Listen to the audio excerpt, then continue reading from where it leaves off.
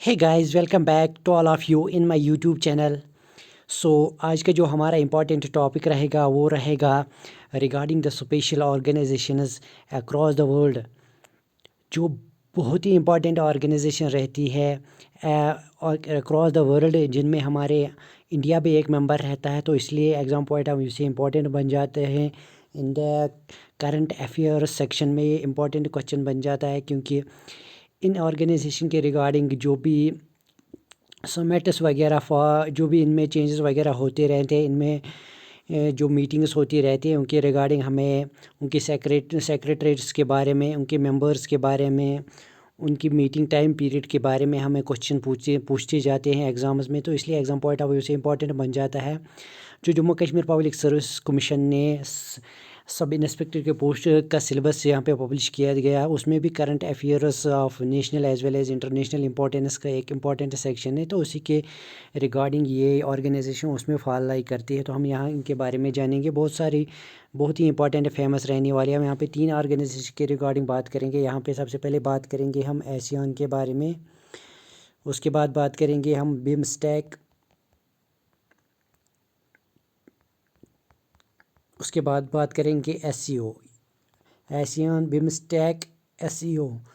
तो इनके बारे में मैं आपको बताऊंगा। इसका मतलब होता है association of South East Asian nations. इसका मतलब होता है Bay of Bengal initiative for multi sectoral technical and economic cooperation. इसका मतलब होता है शंघाई कोऑपरेशन ऑर्गेनाइजेशन। इसके बारे में आप सबको पता ही होगा इन फार्मूलाज के बारे में। अब आगे जानेंगे, मतलब इनके मेंबर्स को कैसे हम याद रखेंगे, उसकी शार्ट ट्रिक क्या रहेगी, कैसे इजीली हम मेंबर ये याद रहेंगे। तो बहुत ही इंटरेस्टिंग लेक्चर होने वाला है, क्योंकि एग्जाम पॉइंट ऑफ व्यू से इंपॉर्टेंट पूछा जाता है इंडिया इनमें किस ऑर्गेनाइजेशन का मेंबर है।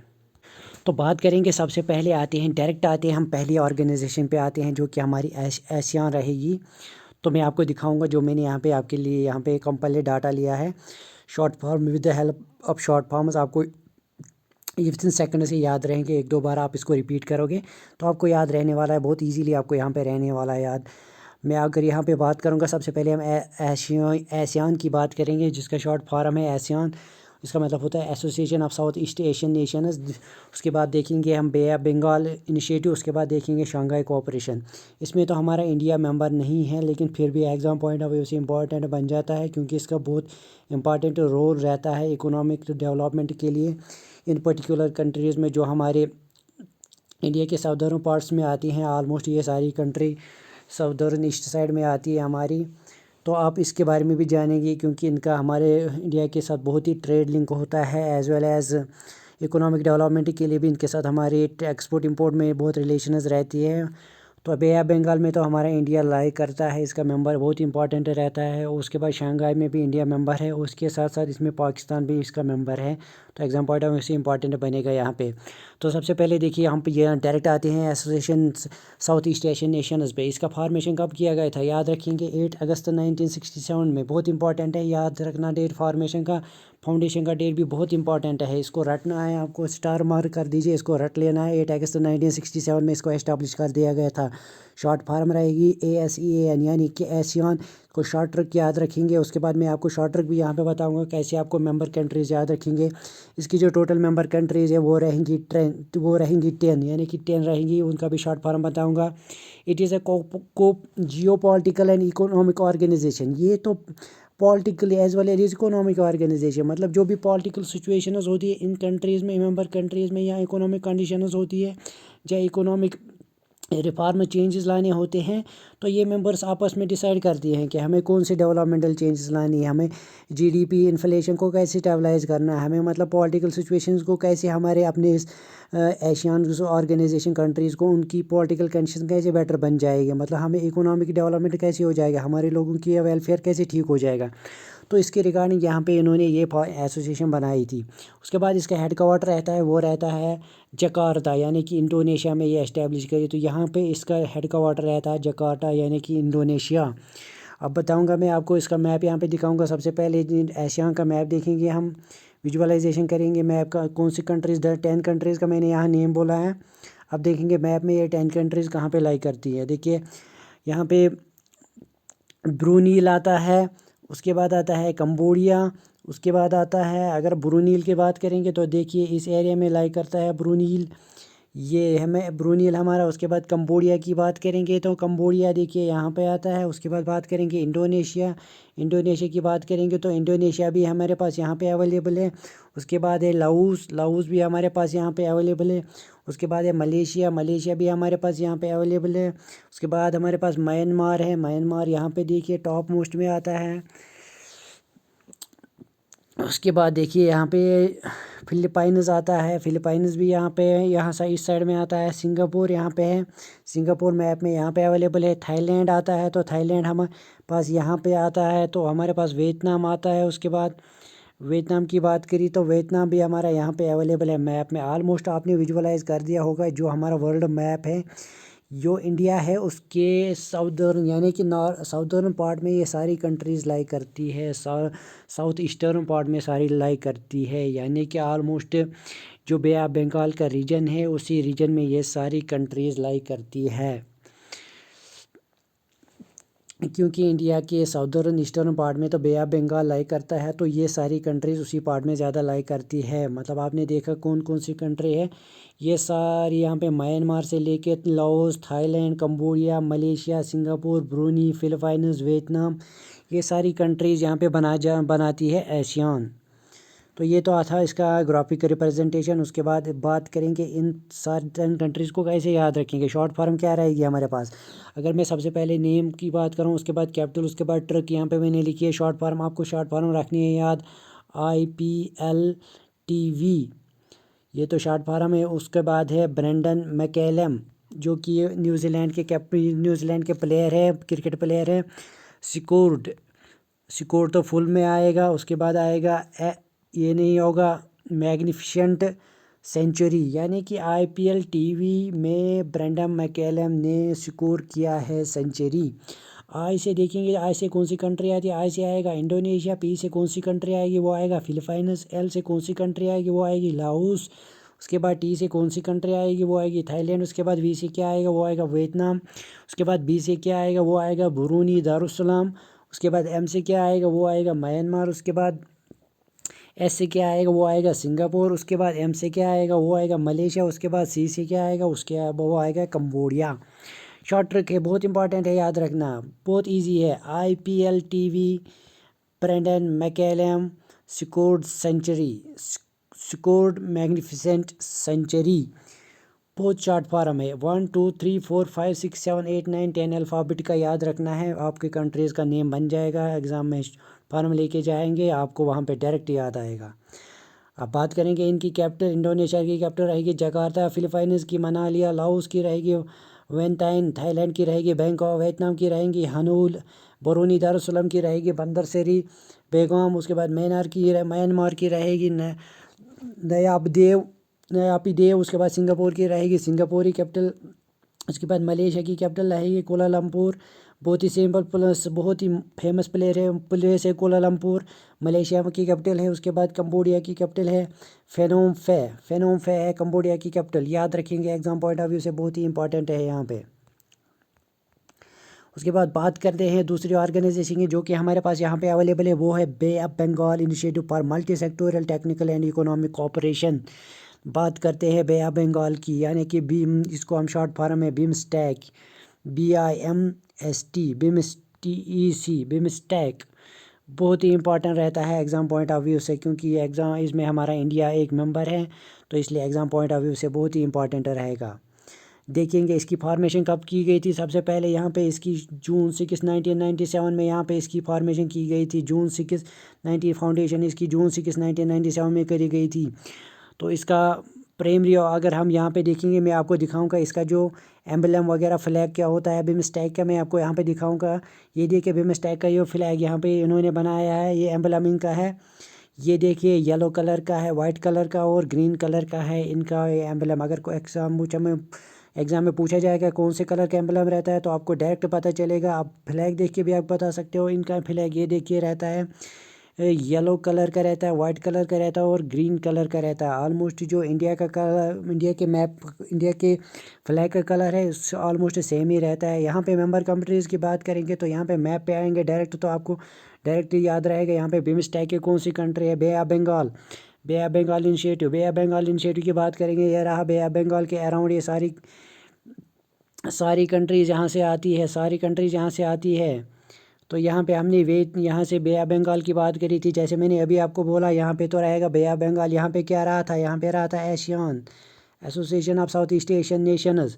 साउथ ईस्ट का मतलब ये होता है, इसका नेम ही है साउथ ईस्ट। साउथ ईस्ट का मतलब होता है ये वाला साउथ हो गया, ईस्ट वाला ये हो गया, मतलब एशिया की साउथ ईस्ट एसोसिएशन। एशिया में साउथ ईस्ट एशिया में जो भी कंट्रीज़ लाई करती हैं उनको बोलते हैं association of South East Asian Nations.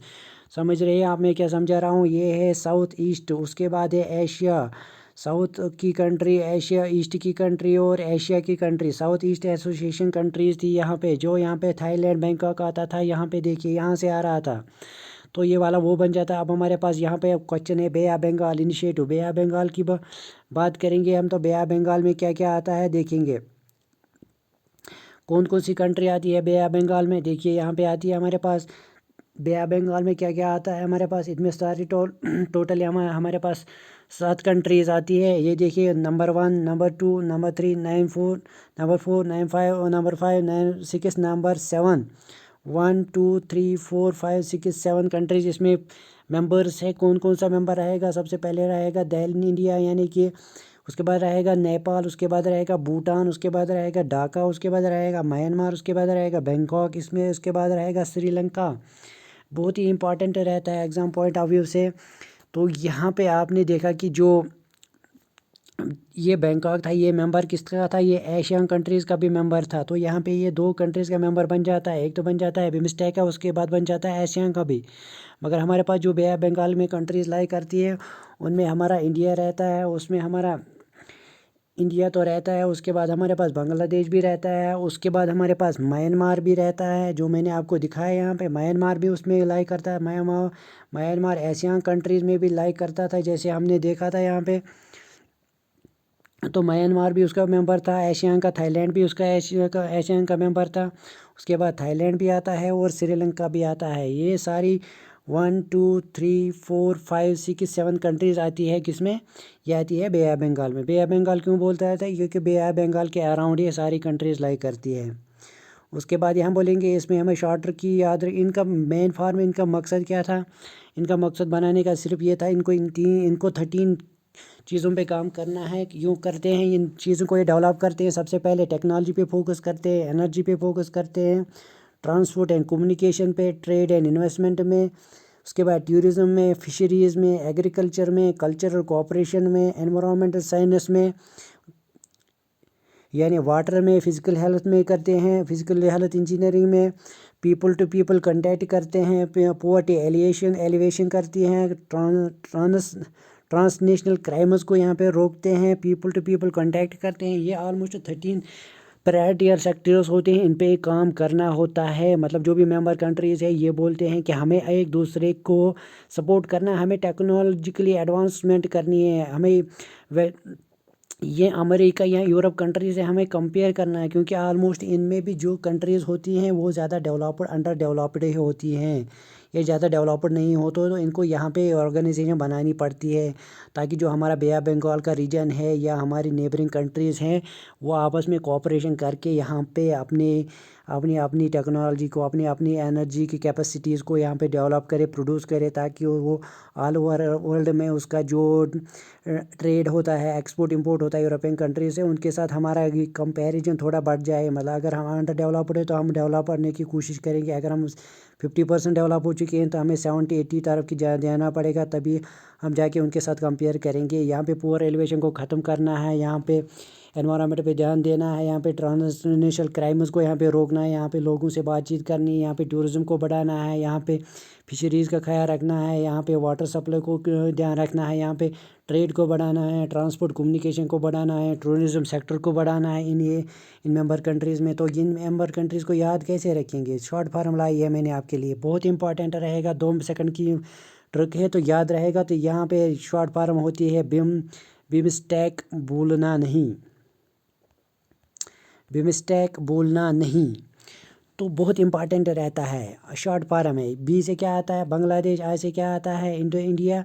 BIMSTEC का मतलब ही होता है, बिमस्टेक से ही फॉर्म निकली है। एम से क्या होता है म्यांमार, एस से क्या होता है श्रीलंका, टी से क्या होता है थाईलैंड, ई से क्या होता है ईसी से होता है इकोनॉमिक कॉरिडोर, ईसी से होता है इकोनॉमिक कॉरिडोर। उसके बाद आता है भूलना नहीं, बी से आता है भूटान, एन से आता है नेपाल। तो ये हो गई कितनी, ये हो गई 1 2 3 4 5 कंट्रीज़। तो ये हो गई, इसमें 2 कंट्री आएंगी तो होंगे फार्मूला हमारे 7 कंट्रीज़ का नेम 1 सेकंड में याद रह गया। बिमस्टेक बोलना नहीं, बीम से आता है 4 कंट्रीज़, ईसी से आता है इकोनॉमिक कॉरिडोर। उसके बाद आता है यहाँ पे भूटान, बोलना नहीं से भी भूटान और नेपाल आता है। कैपिटल की बात करेंगे, बांग्लादेश की कैपिटल रहेगी हमारे पास यहाँ पे ढाका, बहुत इंपॉर्टेंट रहेगा। यहाँ पे हमने देखा कि बहुत ही इंपॉर्टेंट रहता है बिमस्टेक।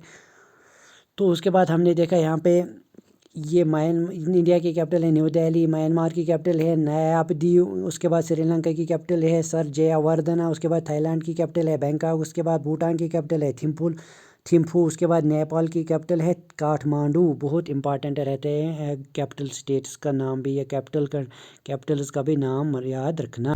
ये तो बात हुई थी हमारे पास यहाँ बे ऑफ बंगाल की, मगर सबसे इम्पॉर्टेंट पॉइंट मैं यहाँ पे आपको कवर करना चाहूँगा। जो हमने यहाँ पे देखा था, यहाँ तो मेंबर कंट्रीज़ की बात की, लेकिन हेड क्वार्टर की बात करेंगे तो हेड क्वार्टर रहता है ढाका, यानी कि बांग्लादेश में इनका हेड क्वार्टर रहता है ढाका। जो यहाँ पे मैंने बोला आपको, इसकी क्या मतलब बांग्लादेश की कैपिटल ये रहता है, इसका हेड क्वार्टर रहता है ढाका, यानी कि बांग्लादेश। सबसे पहले मैं आपको यहाँ पे एक बात बताना चाहूँगा, इंपॉर्टेंट पॉइंट इसका। सबसे पहले अगर बिमस्टेक का सबसे पहले आप नाम देखोगे वो रहा था बिस्टेक, बिस्टेक पहले था इसका नाम, ये था जब ये इसका फाउंडेशन किया गया था। इसका मतलब होता था Bangladesh, India, Sri Lanka, Thailand economic cooperation.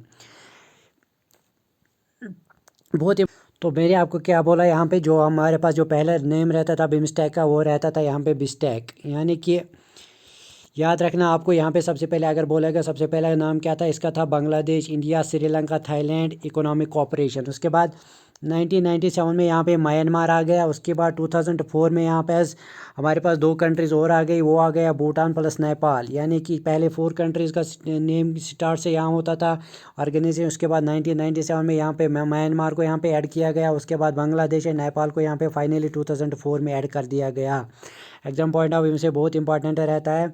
और यहाँ पे बात करेंगे, देखेंगे यहाँ पे जो इन्होंने, मैंने आपको 13 सेक्टर्स की बात करी थी हमने, तो यहाँ पे देखेंगे बांग्लादेश में किन सेक्टर्स पे काम किया करता है। बांग्लादेश यहाँ पे काम करता है trade, investment and development. Bhutan किस पे काम करता है, एनवायरनमेंट क्लाइमेट पे काम करता है। इंडिया सिक्योरिटी सब सेक्टर में क्या क्या करता है, काउंटर टेररिज्म करता है, ट्रांसनेशनल क्राइम करता है, कंट्रोल डिजास्टर मैनेजमेंट, एनर्जी पे काम करता है। म्यांमार किस पे काम करता है, एग्रीकल्चर एंड फूड सिक्योरिटी और बाकी सब सेक्टर में एग्रीकल्चर, फिशरीज, लाइव स्टॉक पे काम करता है। उसके बाद बात करेंगे नेपाल किस पे ज़्यादा काम करता है, उसको क्या काम दिया गया है, people to people contact sub sector में रहेगा, culture, tourism, people to people contact, forums of think tanks, media etcetera. उसके बाद श्रीलंका की बात करेंगे, वो रहेगा साइंस एंड टेक्नोलॉजी पे उसका फोकस रहता है विद द इनोवेशन। सब सेक्टर रहेगा technology, health, human resource development. Thailand की बात करेंगे, उसका मेन फोकस रहता है कनेक्टिविटी। तो ये तो था रहा हमारे पास बिमस्टेक के रिगार्डिंग बहुत सारी इंपॉर्टेंट इन्फॉर्मेशन जो हमारे एग्जाम पॉइंट ऑफ व्यू से इंपॉर्टेंट रहता है। उसके बाद फाइनल ऑर्गेनाइजेशन की बात करते हैं तो सीधे आते हैं एससीओ पे, यानी कि शंघाई कोऑपरेशन ऑर्गेनाइजेशन। ये इसका मतलब क्या होता है, इंटर गवर्नमेंटल ऑर्गेनाइजेशन। ये बनाया गया था जून 14 2001 में, यानी कि बहुत ही लेटेस्ट है, मतलब ऑलमोस्ट इसको 20 ईयर्स अभी बने हुए इन सब से, इन दोनों से। तो ये लेटेस्ट वाली है, जून 14 2001 में आई थी। सबसे पहला नाम रहेगा इसका शंघाई 5, क्योंकि पहले सिर्फ 5 मेंबर्स थे। कौन कौन था, China, Russia, Kazakhstan, Tajikistan and Kyrgyzstan. ये सारे फाउंडिंग मेंबर्स से 5 मेंबर्स थे, इसलिए इसको पहले शंघाई 5 के नाम से जानते थे। हेड क्वार्टर रहेगा भाई बीजिंग चाइनी में रहेगा इसका हेड क्वार्टर। डायलॉग पार्टनर्स क्या रहेंगे, शंघाई कोऑपरेशन इसके वो रहेंगे यहाँ पे हमारे पास बेलारूस एंड श्रीलंका। बाकी रहेंगे इसके ऑब्जर्वर कंट्रीज़ रहेंगे ईरान, मंगोलिया सबसे पहला ऑब्जर्वर था। इंडिया था, पाकिस्तान था, लेकिन पाकिस्तान इंडिया अब नहीं रहा, वो इसके मेंबर बन गए। इंडिया पाकिस्तान इसके मेंबर नहीं थे, पहले वो ऑब्जर्वर्स थे, बाद में वो यहाँ पे इसके मेंबर बन गए। तो बात करेंगे इसकी शॉर्ट ट्रिक के बारे में। मतलब पहले हम देखेंगे यहाँ पे इसमें कौन कौन सी कंट्री आती हैं। इसमें आती है ऑलमोस्ट 8 कंट्रीज। उसमें आता है China, Russia, Kazakhstan, Kyrgyzstan, Uzbekistan, Tajikistan, Pakistan and India. जो सारी कंट्रीज़ ऑलमोस्ट आती है यहाँ पे, यहाँ आती है नॉर्थ ईस्ट और नॉर्थ वेस्ट के साइड में ये सारी कंट्री आती हैं। ऑलमोस्ट नॉर्थ वेस्ट में सारी कंट्रीज़ फॉल करती है एक्सेप्ट चाइना। चाइना तो हमारे नॉर्थ ईस्ट साइड में आता है। उसके बाद भी शॉर्ट फॉर्म की ट्रिक याद करेंगे, वो रहेगा KKR, यानी कि Kolkata night Riders can put India in cricket. KKR की बात करेंगे, के से आता है कज़ाकिस्तान, किर्गिस्तान। उसके बाद आता है यहाँ पे आर की बात करेंगे तो उससे आएगा हमारे पास रशिया। उसके बाद पी से बात करेंगे, उसके बाद आएगा पाकिस्तान। यू से बात करेंगे, उससे आएगा उज़्बेकिस्तान। टी से आएगा हमारे पास यहाँ पे ताजिकिस्तान। आई से आता है हमारे पास यहाँ पे आएगा, आई से हमारे पास अपना इंडिया रहेगा। KKR can put India in cricket. उसके बाद लास्ट में सी आता है, सी से आएगा हमारा चाइना। 1 2 3 4 5 6 7 और 8 कंट्रीज़ यहाँ पे बन गई within the seconds. KKR can put India in cricket. KKR में 3 कंट्रीज़ कवर होंगी, कज़ाकिस्तान, किर्गिस्तान और आएगा कज़ाकिस्तान। उसके बाद आएगा कज़ाकिस्तान, किर्गिस्तान। आर से आएगा रशिया। पी से आएगा पाकिस्तान। यू से आएगा उज़्बेकिस्तान। टी से आएगा ताजिकिस्तान। आई से आएगा इंडिया। सी से आएगा चाइना। यानी कि सारी की सारी कंट्री इसी फॉरम में यहाँ पे कवर हो जाती हैं। और यहाँ पे बात करेंगे इंडिया पाकिस्तान ने कब ज्वाइन किया था, वो किया था उन्होंने 2017 में। 2001 में बनी थी यहाँ पे शंघाई 5 बनी थी 2001 में। 2017 में इंडिया पाकिस्तान ने ज्वाइन किया है तो 7 नंबर के उसका नेम चेंज भी हो गया, उसका सिंपल नेम रह गया Shanghai cooperation organisation. Some point of view से इंपॉर्टेंट बहुत रहेगा। चाइना की कैपिटल बीजिंग, रशिया की कैपिटल मॉस्को, कज़ाकिस्तान की कैपिटल अस्ताना, किर्गिस्तान की कैपिटल बिश्केक, उज़्बेकिस्तान की कैपिटल रहेगी ताशकंद रहेगी। बहुत इंपॉर्टेंट प्लेस है ताशकंद कज़ाक उज़्बेकिस्तान में। उसके बाद ताजिकिस्तान की कैपिटल रहेगी दुशांबे। उसके बाद पाकिस्तान का इस्लामाबाद, इंडिया का दिल्ली, ये सबको पता ही होगा। ऑलमोस्ट ये कज़ाकिस्तान, अफ़गानिस्तान, ये सारी कंट्री जिनमें लास्ट में तान आता है, कज़ाकिस्तान तान यहाँ पे ऑलमोस्ट इसमें सारी ये वाली कंट्रीज इसमें लाई करती है।